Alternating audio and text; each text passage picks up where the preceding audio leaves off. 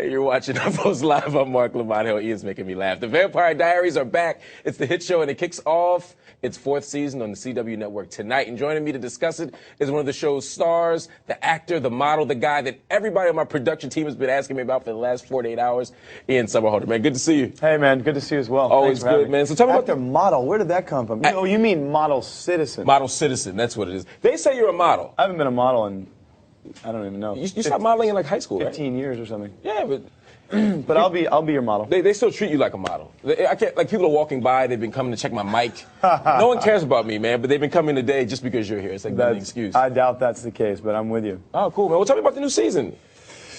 The new season's now kind of old. We're in the end of our fourth season, man. Yeah. I just realized we're shooting episode 85. Wow. A lot of storytelling. That's tough, man. Because episode 85 means that people are watching it. It's getting renewed. This show is a real hit. I mean, you're one of the biggest reasons why. But why do you think people connect with the show so much? I think, first of all, there's a lot of hot girls on the show.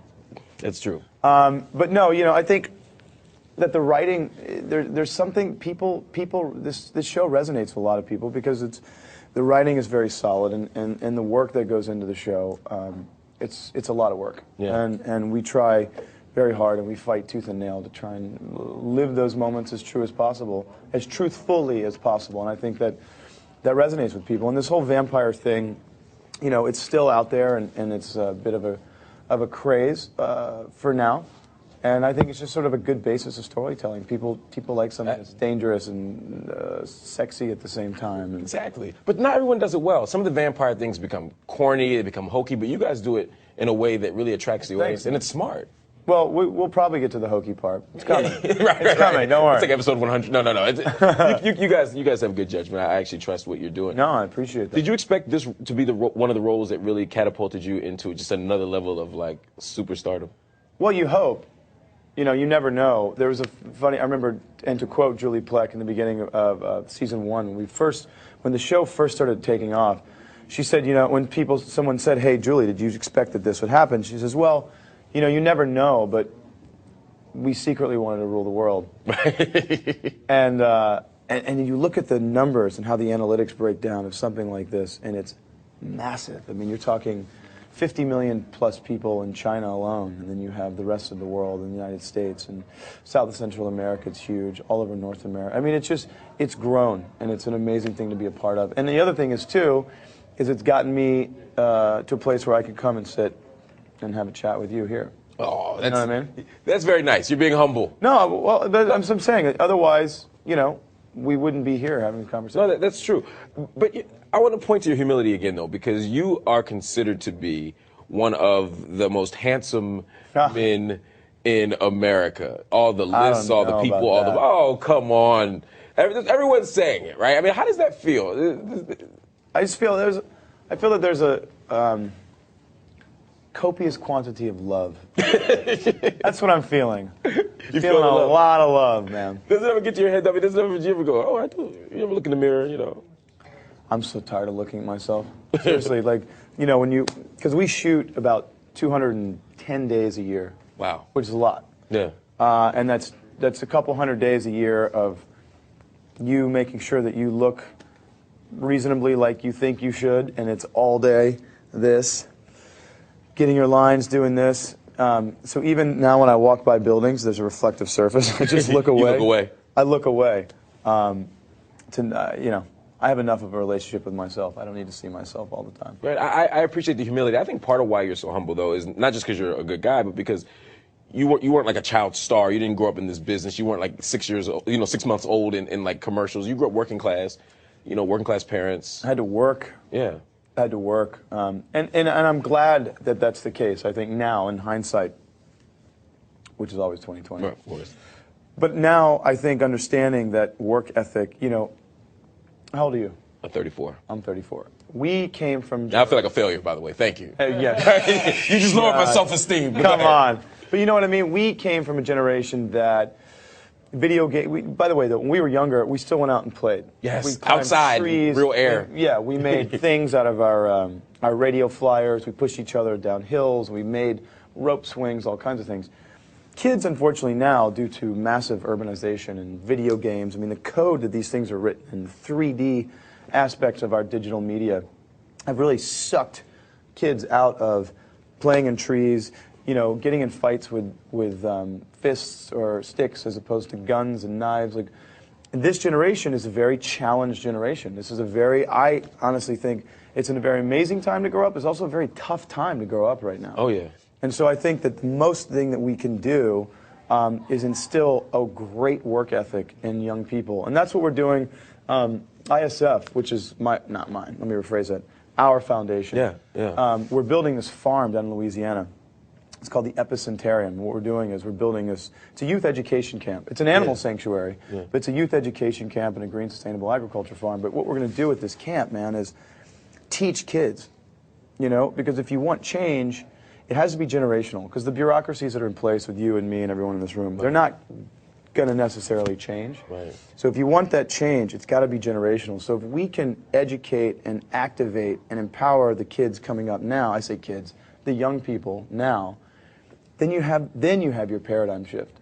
These are the people that are going to be voting for lawmakers. They're going to be the ones running the world. So I think if we can empower them and give them the best tools necessary, then we're set. I think you're right. If we don't do that, we're screwed.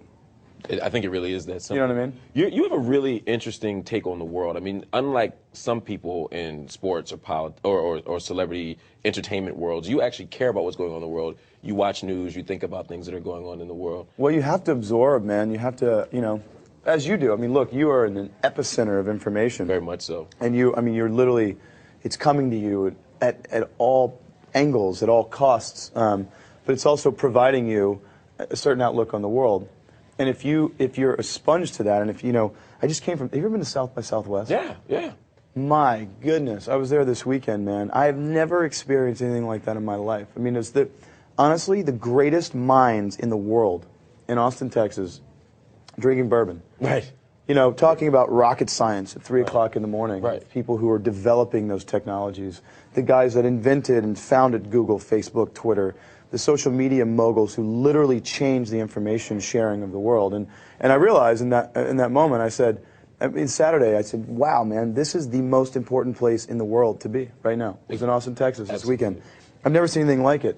So it gives me hope and now new, renewed understanding and sort of, you know, this insatiable thirst to just learn more and meet more of these people. Because as much as people don't want to admit it, Silicon Valley and new technologies and innovations, they're what's going to push us forward. That's what's going to recover this economy. That's the next big boom. I agree. No, I think you're absolutely right. But it has to be done sustainably. Right. You know, it's crazy, man. I've been here hanging in New York with some friends of mine that have this company, and they just developed this thing, and it's the cool. I mean, people think I'm the biggest nerd because I get so excited about this stuff.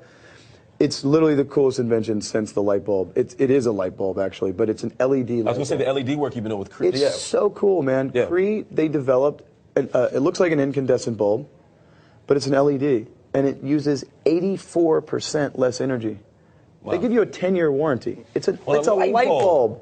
Wow. So if you can imagine that and conceptualize that and say it's 10, 12, 13 bucks at Home Depot now on a mass consumer market, it's going to change the game. And if you can decrease our need for power, because I think you and I and everyone in this room we can safely argue that our insatiable thirst is sort of for energy is what's driving our global economy. It's also what's driving our environment into the ground, our health, everything. Yeah. So if we can decrease that need on a mass scale, I think we're just going to win, and we're going to get better and better and better. And I'm really stoked that there are people out there inventing this stuff and coming up with these new technologies. I have a green technology company. It's called Go Green Mobile Power, and we're literally leasing eco light towers, greening the oil and gas industry. Wow. And the Department of Homeland Security, the Department of Defense, all these ginormous organizations, and actually Cree, they build our lights for us. But because of LED technology, you know, we can run lights for all sorts of operations at 90% less power. Wow. So that's the future. That's the future. No, that absolutely. Let me ask you a question, because there's some things circulating in the world. and I know you've been following the environment. There's also this political struggle that's going on. Then there's also an event that happened yesterday, right? The new pope was elected. I know you were raised Catholic. Was there any? Did you have any response yesterday? You know what's funny? To be honest with you, I'm going to sound like such an idiot. Yesterday was truly it was one of the busiest days I've ever had in my career, in my life. So we were just focus. And then this morning, and last night it came up at dinner over my head. And then this morning, I see that there's a new pope. Because I was going to do Anderson Live, which I was so stoked about. But he is in Europe now, obviously covering that, which I'm grateful for him to do. But that's when it hit me that there was some serious stuff going on over there. Yeah. Was that I wasn't doing Anderson anymore. Right. For them to cancel you, only the Pope, that should make you feel good. Only the Pope can bump your spot. Right? You know what exactly. I mean? Let me ask you a question. You love animals. You talked about animals. Love them, man. Is there ever a moment on the show where, because vampires drink blood of animals. Yeah, Are there any weird moments where you're like, yeah, I like the script, I like the plot, but this kind of conflicts with what I think animals should be doing? Here's the thing. I appreciate that statement or that question, but for me, I work with this woman named Ivana Chubbuck. She's probably the greatest acting coach in the world. I guess she literally is. And we work in, basically weaving the thread of life into text, meaning you're pulling from your life experiences, past, present, and future, and putting them into the text. So you're like weaving this cloak. Well, one thing I've learned that you can never do is judge your character. So Damon is a pretty dangerous dude. I mean, he's not as dangerous as he was in season 1, but I can't judge him. Damon is the guy, whether he was ripping off your head or saving a kitten out of a tree, he would have the same smirk on his face.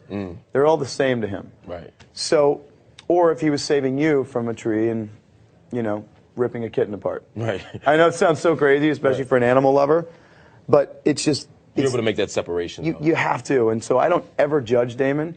Yes, he definitely does things I would have a lot of conflict with. Right. But even like working with live animals, all that stuff, there's never been like a moment of conflict for you.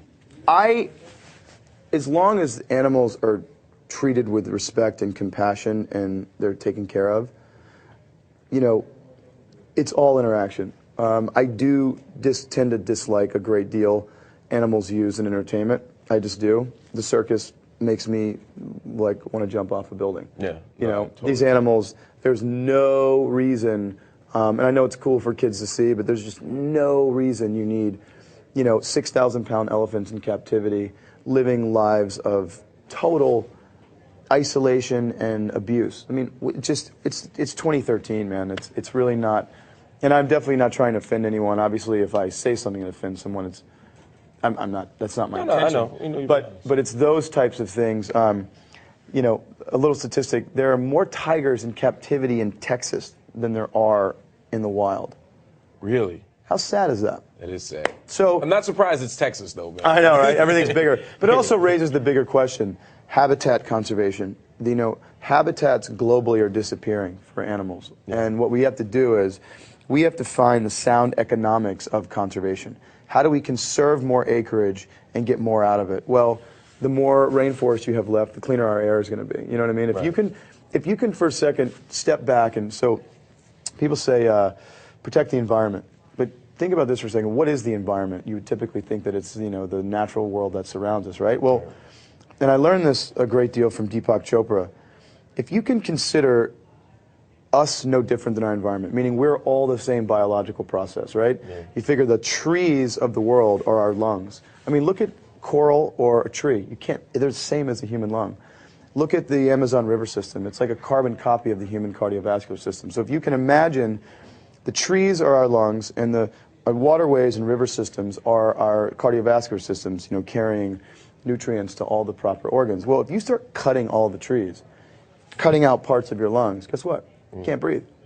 If you start polluting all of your waterways that's supposed to be carrying all these nutrients inland and outland, delivering all these nutrients to certain organs, what happens? They start shutting down. So the physical body can't live. Do you know what I mean? Right. So our bodies are sort of a mirror of that broader. So that's what we're